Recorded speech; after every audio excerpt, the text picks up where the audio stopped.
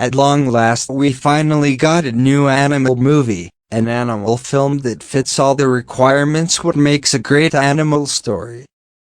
It has a great art style, not too detailed nor too simple, the humans in the story have no relevant role, the movie is not too serious nor too comedic, I think it strikes the right balance. The characters are also very human-like, actually they aren't really animal-like at all. The dogs kinda were, but the cats, not at all. Then the last thing in the requirement list, continuation. Well, it's a movie so I don't know how that could work here, but the characters do change somewhat in the story. So, those are the bare requirements and this movie passed them. That means that this movie is at the very least an 8 out of 10 movie, but what do I really think about it? Well, I mean, first things first, it was made in Sweden. What better country could an animal movie come from, that I can't tell? I just can't imagine how shallow the movie would have been, had it been made in North America or Japan. I don't know what it is, but European animation has that something, originality, a soul, that North Americans or Japanese couldn't capture even in their wildest dreams. Okay, let's get to the story. I'll be kind enough here and skip the irrelevant human parts. Pika goes to forest to explore, and by doing this he gets lost from his human owner's house, falls into a river. Pika finds a log and takes hold of it, and stream is now taking him to unknown places. While this is happening, Pika starts to sing a great song, where he is singing about longing for home. The scenery is really great in that music scene, just look at that. And now look at this vomit. I also really like the song. Actually I like all the songs in this movie, which is really rare, but I'm getting ahead of myself. Codeine, as this song is called in Finnish, is very memorable, and yeah, are you insane? Then, we get introduced to a new cat, the second main character Maija, which I really like. I really like how Pika and her meet. The main character is just singing on a log about to get killed by a waterfall, and the second main character is like, what the hell are you doing? I really like how Maija was ready to help a stranger, such a great person. Sinun pitää päästä sieltä heti ylös. Hei, vaan kotiin. He's just so clueless. So, then Pika gets saved by Maija and her friends. After that, Pika decides to stay for a while in the city and goes to the cat club with his new friends. There are auditions going on for the opening of the club, and the owner of the club, Mani, doesn't like any of them until Pika comes along. He likes the idea of him having no tail and makes him the performer of the opening. I mean, it doesn't really make much sense, but I guess. After this decision, Maija takes Pika and shows him the city.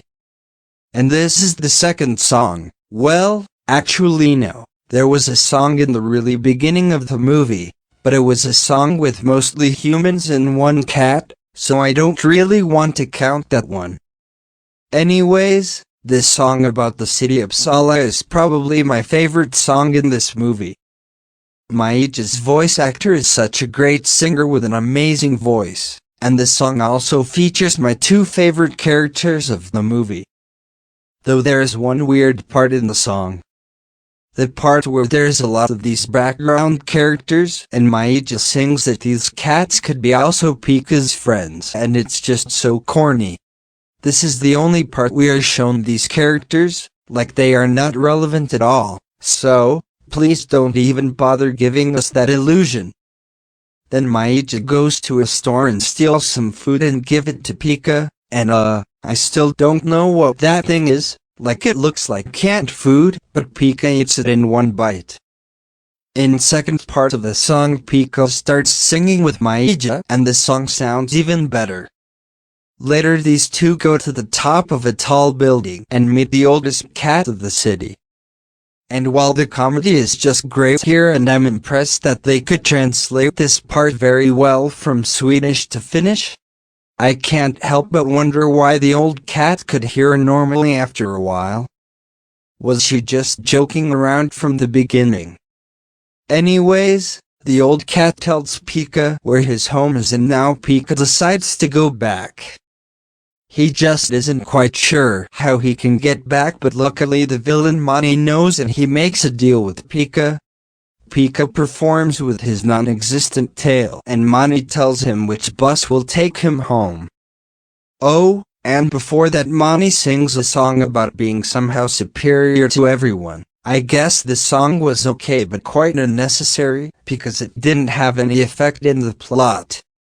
Then the opening of the club takes place and Pika makes his performance, and I don't know, but was it supposed to be funny or something that Pika makes a fool of himself on the stage? I mean, really, how did Pika accept at singing that where he just down talks himself? I think the movie makers could have done a much better job at showing why his non-existent tail is a bad thing. This didn't make much sense, I think. So, things happen and Monty gets tricked into a dog cage. Maija and his friends try to save him but they fail and drop into the cage as well, and this is where the biggest bullshit of the movie happens. Pika climbs into the cage and says to them, Oletteko unohtaneet jotain? Koirat eivät syö kissoja. like this is bullshit. The dogs became harmless because of that. This looks like something someone made up after having written themselves in a corner. If this was realistic, those dogs would have eaten all of those cats in few seconds. So after the dogs tell they only want to go swimming, that's why they're always barking. So, then Pika opens the cage and let the dogs out and they go swimming. As a thanks, the dogs take Pika back home. At home, Pika's humans move to Uppsala and meet up with all his friends again and sing the final song of the movie, which I really like. The fact that in that final song Pika and Maija wear their clothes from the first movie is a nice reference. But the song, it's great. I really like Pika's voice actors singing, and the lyrics have a great translation too. And that's the end of the movie. This is probably my all-time favorite movie, but sadly I don't think another such movie will be made in a long time.